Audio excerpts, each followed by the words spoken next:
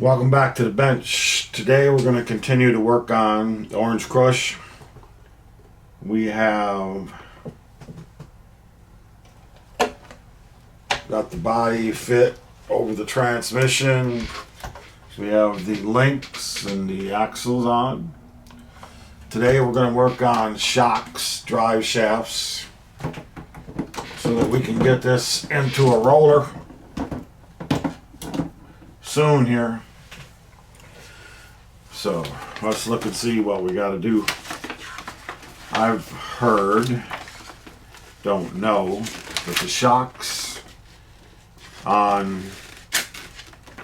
this particular vehicle are very good. So let's see how much it takes to put them together. Looks to me like it's quite easy. To build the shocks, I've already done one ahead of time just so that I could figure this out before I went crazy with you guys.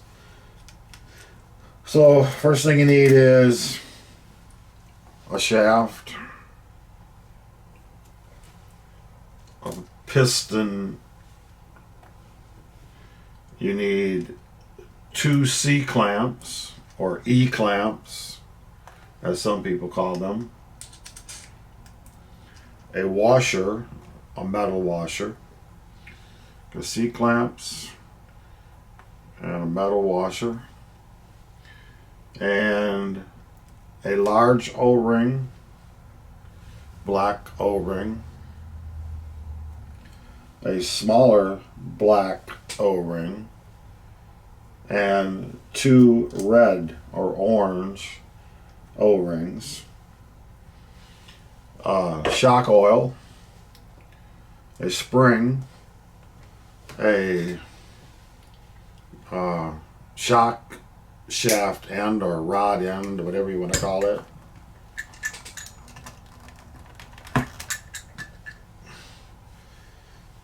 and a holder for the shock spring on the bottom of the spring, and you need a cap,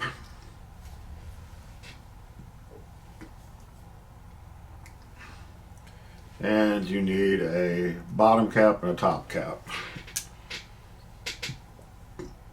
Trim them all up and away you go. Now the instructions show you putting all the pieces in the bottom of the cap and then screwing this on and then sliding the shaft down inside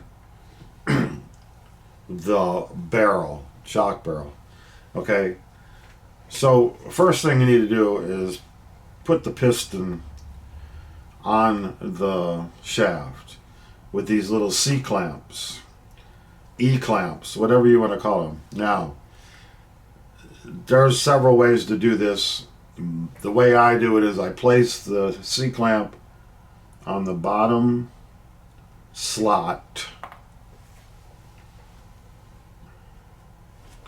on the shaft, gently squeeze it with a pair of needle nose pliers, praying it don't go flying anywhere.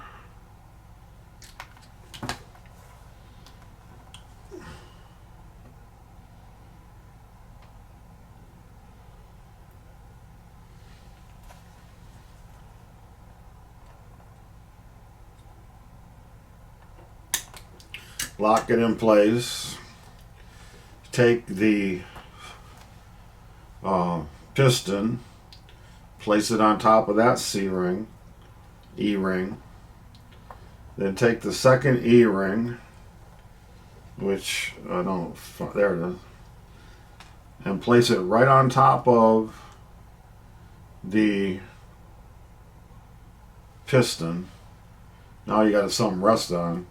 Take your pliers and gently squeeze it on in place. Don't tip it. It'll fall off.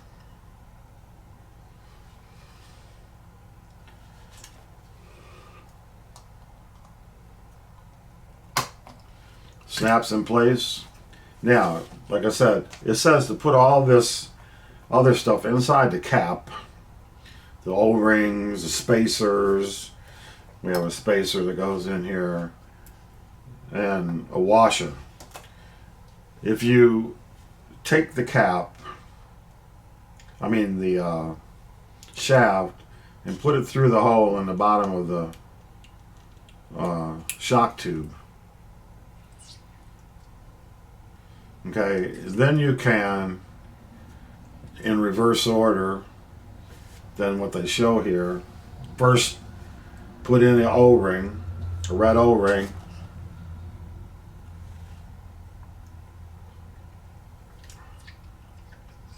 and then you put in the spacer, white spacer, another red O-ring, then the washer, and then put the cap on. A whole lot easier than the way they kind of show you. They don't describe it, they just show you. And then put the cap on. And when you put the cap on, finger tight. Don't go crazy with some wrench thinking you're going to stop it from leaking if you tighten it up more. No, you'll just over squeeze the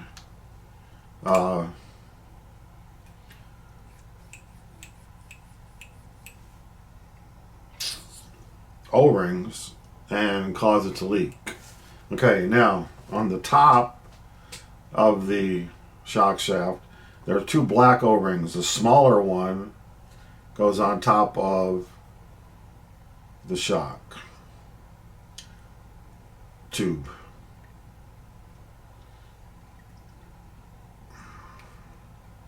Yeah, that's what it is.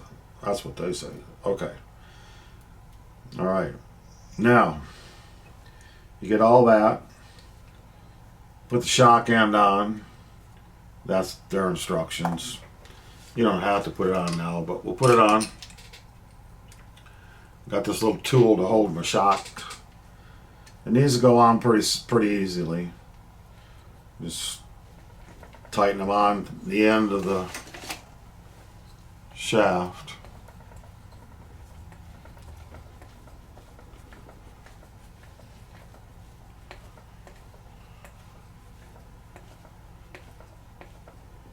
And the next part is to fill it with oil, shock oil.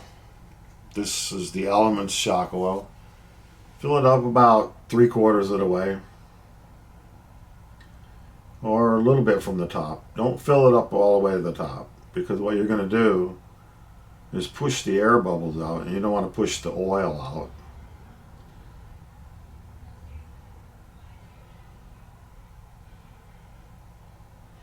So you get it near the top, and then move the shaft up and down, the piston,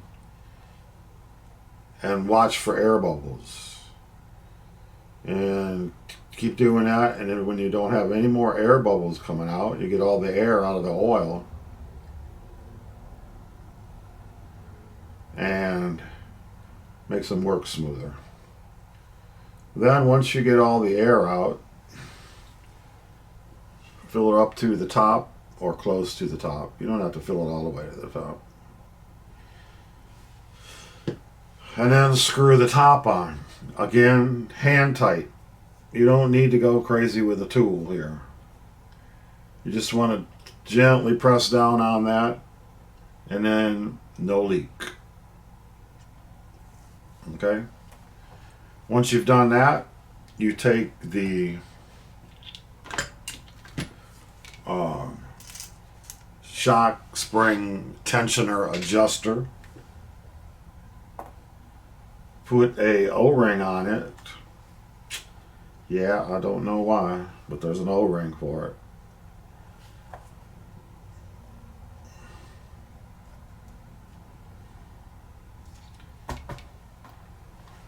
It's the larger of the two black O-rings. With the shock adjustment, tension adjustment, spring tension adjuster, on, place the spring on, and then the holder for the bottom of the spring goes on the shaft, and you have a spring, a shock. Very simply done. Okay, so that's how you do the shocks. I'll do the others off the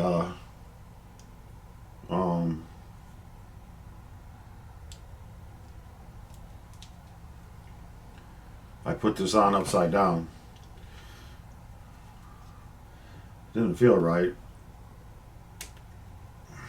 Make sure that the shock end goes into that.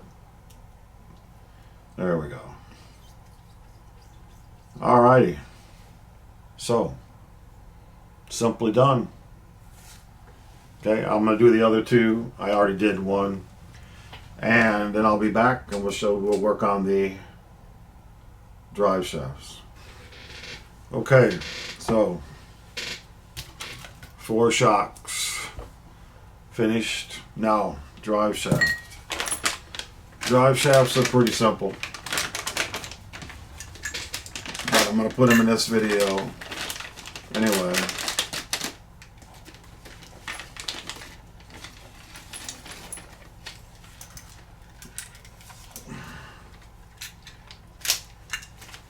And we got metal drive shaft sliders.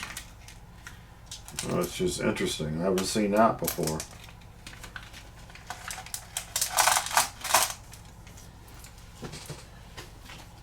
Okay, so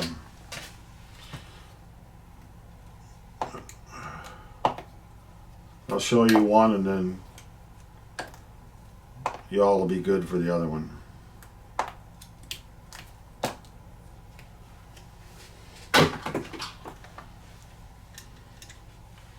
Get all the knobs off of the plastic. So, drive shafts. Each end of the drive shaft has a piece that goes in the top. Then that piece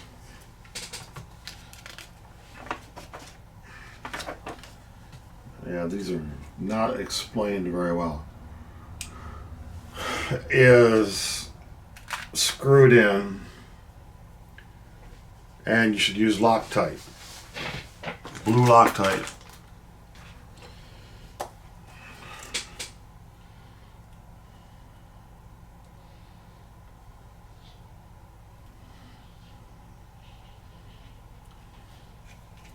The Loctite that they give you with Element gives you is actually better than some. It's kind of like a paste rather than a liquid, which makes it easier to work with.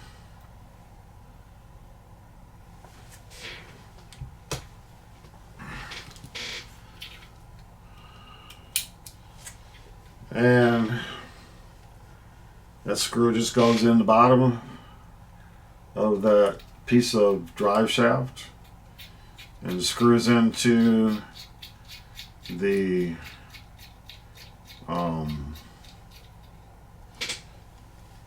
top of the drive shaft. It's pretty simple. And each one of these sections of drive shaft has one of those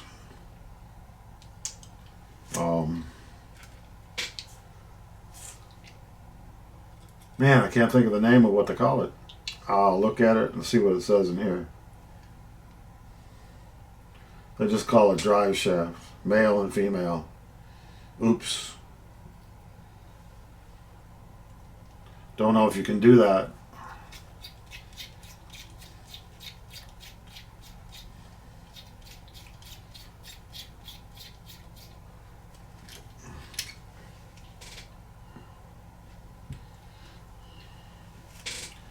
So the drive shafts are no real big deal. Pretty much the same on all crawlers, RC kits. Like I said, the thing that's different about this kit is looks like you got metal inner pieces or sliders for the drive shaft. They just call it drive shaft male. And what we're putting these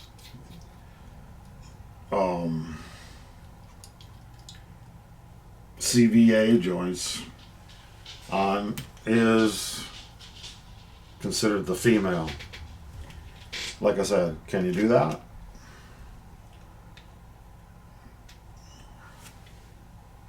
Or do we have to call them drive shafts and just go from there? Alrighty then. Now the next part is at the end of each one, and you need to pay attention. This part, these are all the same, but these end pieces that actually go over the top of what we're going to do next, one of them has slots in them and one of them doesn't. And there's a reason for that, and I'll get to that in a moment. Okay, so we need one of these metal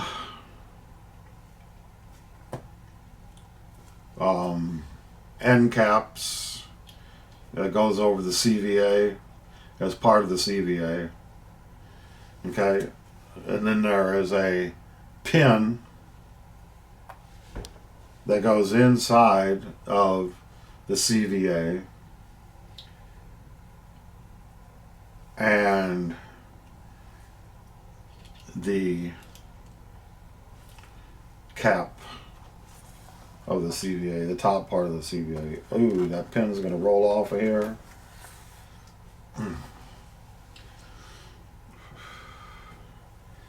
And what holds this in place is this cap.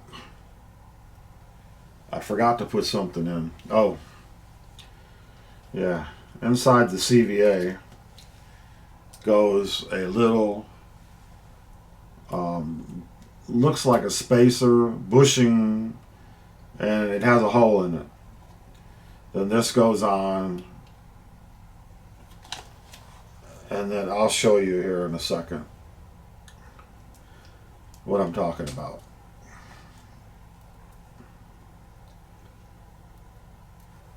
And then these caps go over that, and then a pin goes in and holds everything into the actual drive shaft. Now I am not going to put these on yet, but I'm going to put the pin in there so it holds everything together. Okay, so let me show you again. I think only one of these is longer than the rest. So the one with the slots in them go toward the gearbox or transmission. Okay, the ones that do not have slots, this does not have a slot. These do have a slot, and these go toward the transmission. These go towards the drive shaft. I mean the axle. Okay, I messed that up on one of my builds one time, and I could not figure out why they wouldn't work. So again, you take this round black piece, almost looks like just a piece of shaft, but it's got a hole in it. It goes inside the end of this CVA, and then the cap, this black cap goes over that. Then a pin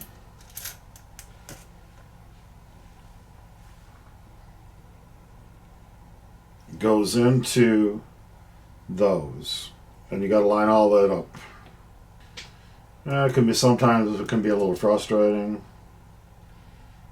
but it's really not that difficult. Just get them all lined up. You can see through it. Place the pin in. The pin will go all the way through, so it could come out the other side, so you might want to. And then you take one of these caps and place it over the top that holds the pin in the CVA. And then you place one of these set screws through this, and it holds everything. This goes through the drive shaft, but I'm putting them in here now just so I can. And you got to get these oriented with the big end going into the threaded part of that. And when you do this, when you put these on the shafts, on the axles or the motor shafts, you'll have to put some Loctite on them. I don't know if I'll show you that or not. Probably not. I have got to do some shock tower work before we can put the shocks in, because I have to make the shock towers fit the body in the back. The front is fine, but the back, no.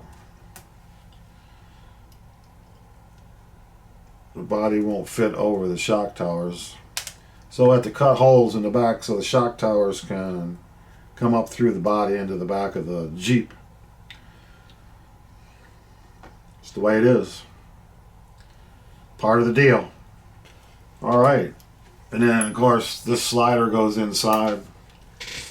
This goes on here, and it allows the drive shaft to move in and out when you're going over bumps, humps, whatever. Alrighty then. So there we go. 2 drive shafts. Ooh, that does not want to slide in there very well.